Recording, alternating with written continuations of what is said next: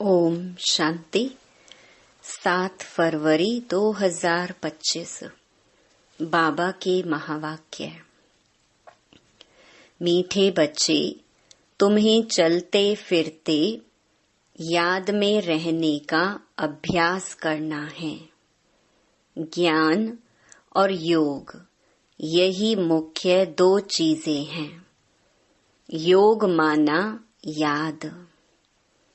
प्रश्न: अक्लमंद होशियार बच्चे कौन से बोल मुख से नहीं बोलेंगे? उत्तर: हमें योग सिखलाओ, यह बोल अक्लमंद बच्चे नहीं बोलेंगे। बाप को याद करना सीखना होता है क्या? यह पाठशाला है पढ़ने पढ़ाने के लिए, ऐसे नहीं याद करने के लिए कोई खास बैठना है। तुम्हें कर्म करते बाप को याद करने का अभ्यास करना है। ओम शांति।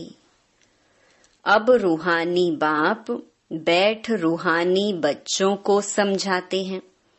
बच्चे जानते हैं रूहानी बाप इस रथ द्वारा हमको समझा रहे हैं।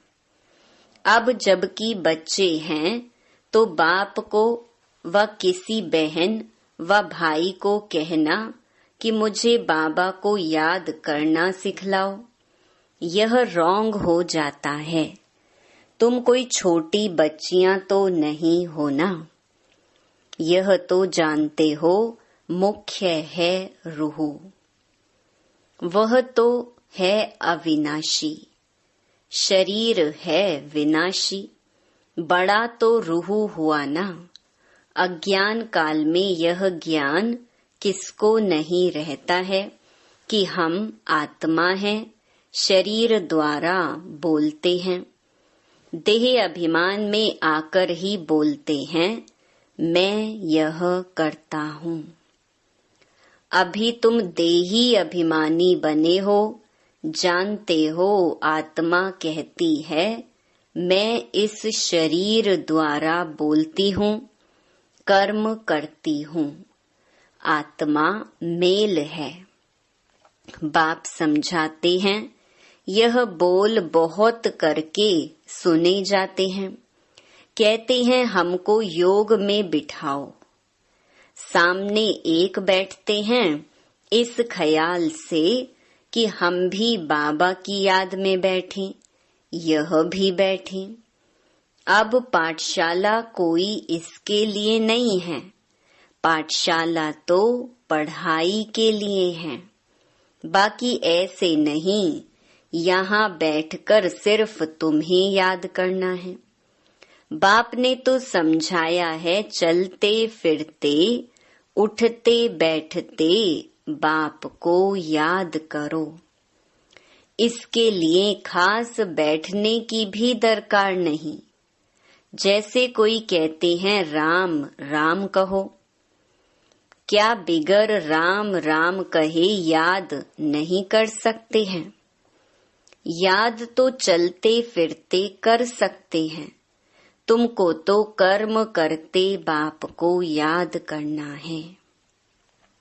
आशिक माशूक कोई खास बैठकर 1-2 को याद नहीं करते हैं। काम काज धंधा आदि सब करना है। सब कुछ करते अपने माशूक को याद करते रहो। ऐसे नहीं कि उनको याद करने के लिए खास कहाँ जाकर बैठना है। तुम बच्चे गीत व कविताएं आदि सुनाते हो तो बाबा कह देते हैं यह भक्ति मार्ग की है।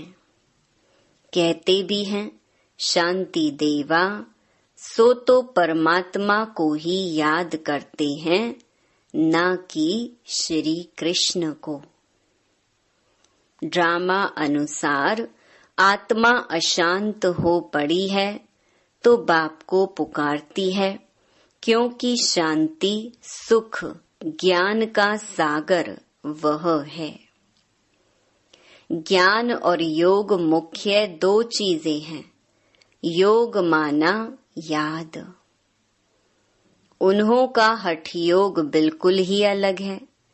तुम्हारा है राजयोग। बाप को सिर्फ याद करना है। बाप द्वारा तुम बाप को जानने से सृष्टि के आदि मध्य अंत को जान गई हो।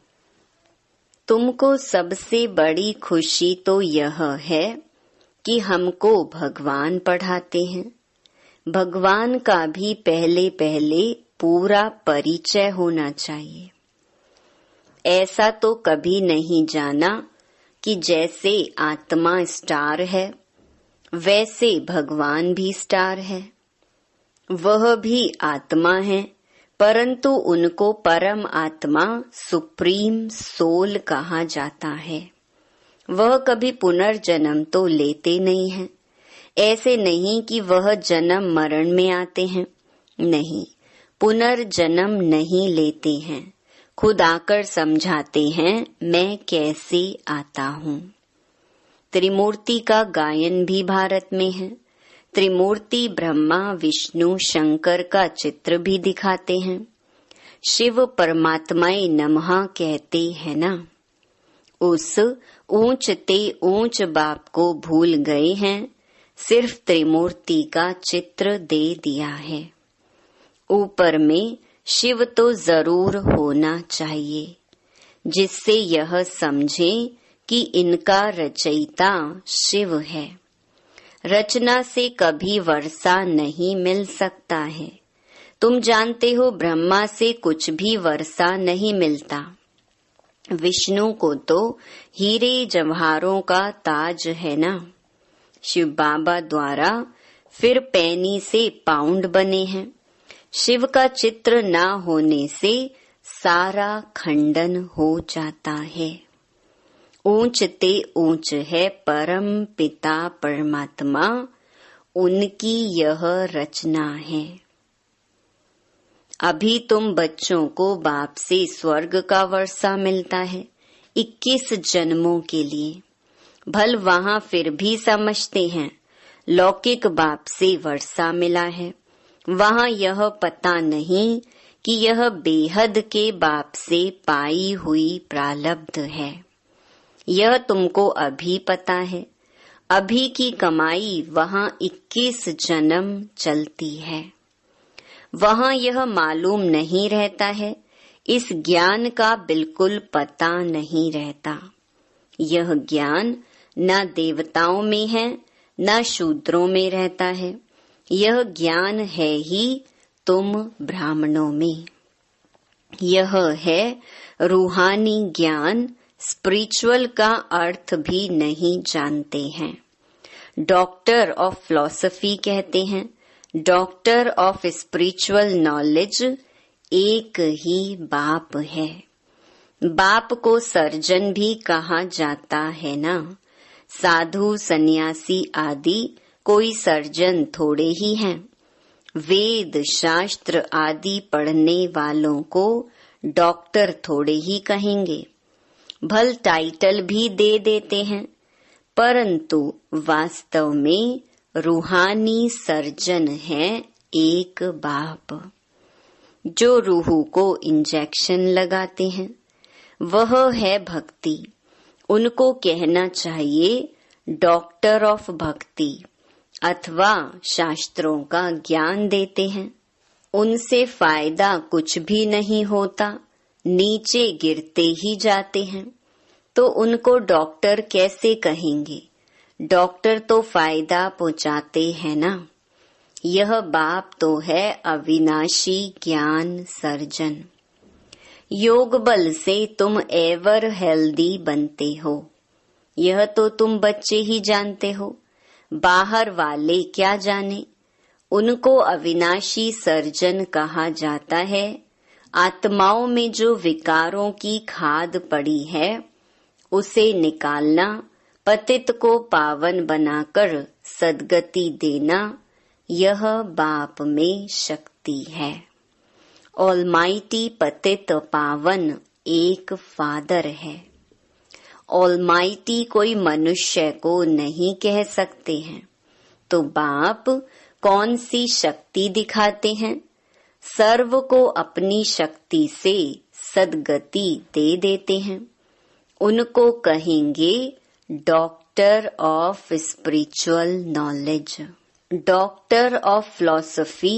यह तो ढेर के ढेर मनुष्य हैं, स्पिरिचुअल डॉक्टर एक है। तो अब बाप कहते हैं अपने को आत्मा समझ मुझ बाप को याद करो और पवित्र बनो। मैं आया ही हूँ पवित्र दुनिया स्थापन करने। फिर तुम पतित क्यों बनते हो? पावन बनो, पतित मत बनो। सभी आत्माओं को बाप का डायरेक्शन है, गृहस्थ व्यवहार में रहते कमल फूल समान पवित्र रहो। बाल ब्रह्मचारी बनो तो फिर पवित्र दुनिया के मालिक बन जाएंगे। इतने जन्म जो पाप किए हैं, अब मुझे याद करने से पाप भस्म हो जाएंगे। मूल वतन में पवित्र आत्माएं ही रहती हैं, पतित कोई जा नहीं सकते हैं। बुद्धि में यह तो याद रखना ही है, बाबा हमको पढ़ाते हैं। स्टूडेंट ऐसे कहेंगे क्या कि हमको टीचर की याद सिखलाओ?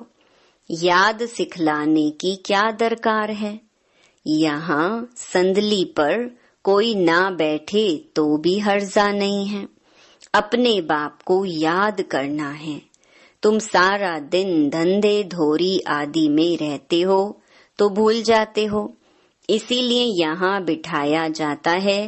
यह 10-15 मिनट भी याद करें। तुम बच्चों को तो काम काज करते याद में रहने की आदत डालनी है। आधा कल्प बाद माशूक मिलता है। अब कहते हैं मुझे याद करो, तो तुम्हारी आत्मा से खाद निकल जाएगी और तुम विश्व के मालिक बन जाएंगे। तो क्यों नहीं याद करना चाहिए? स्त्री का जब हथियाला बांधते हैं तो उनको कहते हैं पति तुम्हारा, गुरु ईश्वर सब कुछ है, परंतु वह तो फिर भी मित्र संबंधी गुरु आदि बहुतों को याद करती है। वह तो देहधारी की याद हो गई। यह तो पतियों का पति है, उनको याद करना है। कोई कहते हैं हमको निष्ठा में बिठाओ, परंतु इससे क्या होगा? 10 मिनट यहाँ बैठते हैं तो भी ऐसे मत समझो कि कोई एकरस हो बैठते हैं। भक्ति मार्ग में किसकी पूजा करने बैठते हैं तो बुद्धि बहुत भटकती रहती है। नौधा भक्ति करने वालों को यही तात लगी रहती है कि हमको साक्षात्कार हो। वह आश लगाकर बैठे रहते हैं, एक की लगन में लवलीन हो जाते हैं, तब साक्षात्कार होता है। उनको कहा जाता है नौधा भक्त। वह भक्ति ऐसी है जैसे आशिक माशूक, खाते पीते बुद्धि में याद रहती है, उनमें विकार की बात नहीं होती। शरीर पर प्यार हो जाता है, एक दो को देखने बिगर रह नहीं सकते। अब तुम बच्चों को बाप ने समझाया है, मुझे याद करने से तुम्हारे विकर्म विनाश होंगे। कैसे तुमने 84 जन्म लिए हैं, बीज को याद करने से सारा झाड़ याद आ जाता है। यह वैरायटी धर्मों का झाड़ है ना। यह सिर्फ तुम्हारी बुद्धि में ही है कि भारत गोल्डन एज में था, अब आयरन एज में है। यह अंग्रेजी अक्षर अच्छे हैं, इनका अर्थ अच्छा निकलता है। आत्मा सच्चा सोना होती है, फिर उनमें खाद पड़ती है। अभी बिल्कुल झूठी हो गई है, इनको कहा जाता है आयरन एजेड। आत्माएं आयरन एजेड होने से जेवर भी ऐसा हो गया है। अभी बाप कहते हैं मैं पतित पावन हूँ, मामेकम याद करो। तुम मुझे बुलाते हो, हे पतित पावन आओ। मैं कल्प कल्प आकर तुमको यह युक्ति बतलाता हूँ। मन मना भव मध्याजी भव, अर्थात स्वर्ग के मालिक बनो। कोई कहते हैं हमको योग में बहुत मजा आता है, ज्ञान में इतना मजा नहीं। बस योग करके यह भागेंगे, योग ही अच्छा लगता है। कहते हैं हमको तो शांति चाहिए। अच्छा, बाप को तो कहाँ भी बैठ याद करो। याद करते करते तुम शांति धाम में चले जाएंगे। इसमें योग सिखलाने की बात ही नहीं है। बाप को याद करना है। ऐसे बहुत हैं जो सेंटर्स पर जाकर आधा पौना घंटा बैठते हैं, कहते हैं हमको निष्ठा कराओ, या तो कहेंगे बाबा ने प्रोग्राम दिया है निष्ठा का। यहाँ बाबा कहते हैं चलते फिरते याद में रहो। ना से तो बैठना अच्छा है, बाबा मना नहीं करते हैं, भल सारी रात बैठो, परंतु ऐसी आदत थोड़ी ही डालनी है कि बस रात को ही याद करना है। आदत यह डालनी है कि काम काज करते याद करना है। इसमें बड़ी मेहनत है। बुद्धि घड़ी घड़ी और तरफ भाग जाती है। भक्ति मार्ग में भी बुद्धि भाग जाती है, फिर अपने को चुटकी काटते हैं। सच्चे भक्त जो होते हैं उनकी बात करते हैं। तो यहाँ भी अपने साथ ऐसी ऐसी बातें करनी चाहिए। बाबा को क्यों नहीं याद किया? याद नहीं करेंगे तो विश्व के मालिक कैसे बनेंगे? आशिक माशूक तो नाम रूप में फंसे रहते हैं। यहाँ तो तुम अपने को आत्मा समझ बाप को याद करते हो। हम आत्मा इस शरीर से अलग हैं। शरीर में आने से कर्म करना होता है। बहुत ऐसे भी हैं जो कहते हैं हम दीदार करें। अब दीदार क्या करेंगे? वह तो बिंदी है ना। अच्छा, कोई कहते हैं श्री कृष्ण का दीदार करें। श्री कृष्ण का तो चित्र भी है ना। जो जड़ है सो फिर चैतन्य में देखेंगे, इससे फायदा क्या हुआ? साक्षात्कार से थोड़े ही फायदा होगा। तुम बाप को याद करो तो आत्मा पवित्र हो। नारायण का साक्षात्कार होने से नारायण थोड़े ही बन जाएंगे। तुम जानते हो हमारी एम ऑब्जेक्ट है ही लक्ष्मी नारायण बनने की, परंतु पढ़ने बिगर थोड़े ही बनेंगे।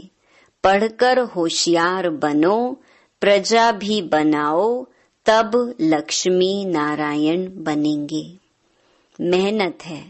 पास विद ऑनर होना चाहिए, जो धर्म राज की सजा ना मिले। यह मुरब्बी बच्चा भी साथ है। यह भी कहते हैं तुम तीखे जा सकते हो। बाबा के ऊपर तो कितना बोझा है। सारा दिन कितने ख्यालात करने पड़ते हैं। हम इतना याद नहीं कर सकते हैं। भोजन पर थोड़ी याद रहती, फिर भूल जाते हैं। समझता हूँ बाबा और हम दोनों सैर करते हैं। सैर करते करते बाबा को भूल जाता हूँ। खिसकनी वस्तु है ना। घड़ी घड़ी याद खिसक जाती है। इसमें मेहनत बहुत है। याद से ही आत्मा पवित्र होनी है। बहुतों को पढ़ाएंगे तो ऊंच पद पाएंगे। जो अच्छा समझते हैं वह अच्छा पद पाएंगे। प्रदर्शनी में कितनी प्रजा बनती है। तुम एक एक लाखों की सेवा करेंगे और फिर अपनी भी अवस्था ऐसी चाहिए। कर्मातीत अवस्था हो जाएगी, फिर शरीर नहीं रहेगा। आगे चल तुम समझेंगे। अब लड़ाई जोर हो जाएगी, फिर ढेर तुम्हारे पास आते रहेंगे। महिमा बढ़ती जाएगी, अंत में सन्यासी भी आएंगे, बाप को याद करने लग पड़ेंगे। उनका पार्ट ही मुक्ति धाम में जाने का है, नॉलेज तो लेंगे नहीं। तुम्हारा मैसेज सभी आत्माओं तक पहुंचना है। अखबारों द्वारा बहुत सुनेंगे। कितने गांव हैं, सबको पैगाम देना है। मैसेंजर पैगंबर तुम ही हो, पतित से पावन बनाने वाला और कोई है नहीं सिवाय बाप के। ऐसे नहीं कि धर्म स्थापक किसको पावन बनाते हैं, उनका धर्म तो वृद्धि को पाना है। वह वापस जाने का रास्ता कैसे बताएंगे? सर्व का सद्गति दाता एक है। तुम बच्चों को अब पवित्र जरूर बनना है। बहुत हैं जो पवित्र नहीं रहते हैं। काम महाशत्रु है ना। अच्छे अच्छे बच्चे गिर पड़ते हैं। कुदृष्टि भी काम का ही अंश है। यह बड़ा शैतान है। बाप कहते हैं इस पर जीत पहनो तो जगत जीत बन जाएंगे। अच्छा, मीठे मीठे सिकिलधे बच्चों प्रति माता पिता बाप दादा का याद प्यार और गुड मॉर्निंग। रूहानी बाप की रूहानी बच्चों को नमस्ते। धारणा के लिए मुख्य सार। पहला, काम काज करते याद में रहने की आदत डालनी है। बाप के साथ जाने व पावन नई दुनिया का मालिक बनने के लिए पवित्र जरूर बनना है। दूसरा, ऊंच पद पाने के लिए बहुतों की सेवा करनी है, बहुतों को पढ़ाना है। मैसेंजर बन यह मैसेज सभी तक पहुंचाना है। वरदान, स्नेह की गोद में आंतरिक सुख व सर्व शक्तियों का अनुभव करने वाले यथार्थ पुरुषार्थी भव। जो यथार्थ पुरुषार्थी हैं, वे कभी मेहनत व थकावट का अनुभव नहीं करते, सदा मोहब्बत में मस्त रहते हैं। वे संकल्प से भी सरेंडर होने के कारण अनुभव करते कि हमें बाप दादा चला रही हैं। मेहनत के पांव से नहीं, लेकिन स्नेह की गोदी में चल रहे हैं। स्नेह की गोद में सर्व प्राप्तियों की अनुभूति होने के कारण वह चलते नहीं, लेकिन सदा खुशी में, आंतरिक सुख में, सर्व शक्तियों के अनुभव में उड़ते रहते हैं। स्लोगन, निश्चय रूपी फाउंडेशन पक्का है तो श्रेष्ठ जीवन का अनुभव स्वतः होता है। अव्यक्त इशारे, अनेकता में एकता तो प्रैक्टिकल में अनेक देश, अनेक भाषाएं, अनेक रूप रंग, लेकिन अनेकता में भी सबके दिल में एकता है ना, क्योंकि दिल में एक बाप है। एक श्रीमत पर चलने वाले हो, अनेक भाषाओं में होते हुए भी मन का गीत, मन की भाषा एक है। अच्छा, ओम शांति।